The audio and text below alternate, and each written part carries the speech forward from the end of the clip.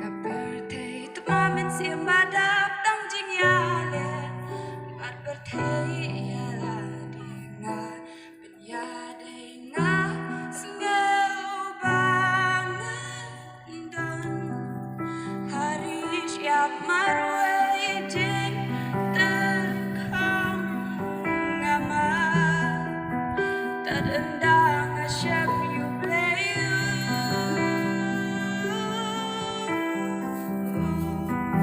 asyam you nong penim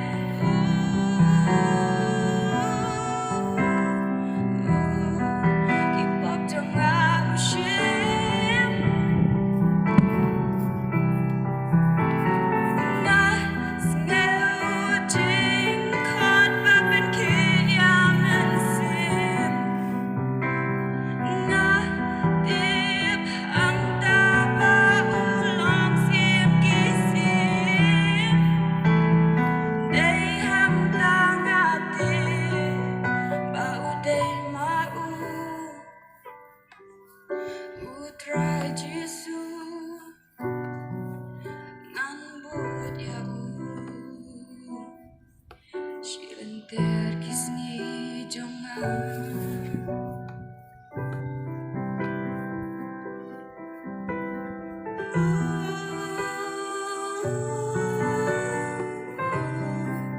Asyam you nong ben em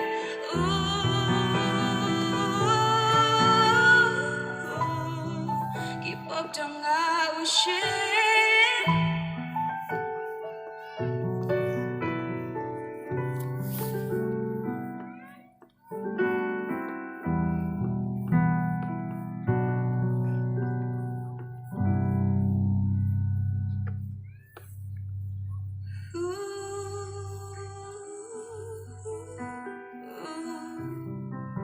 Asyam you nong ben em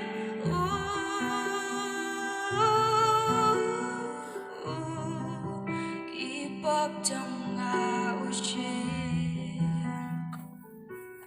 Cô kể chuyện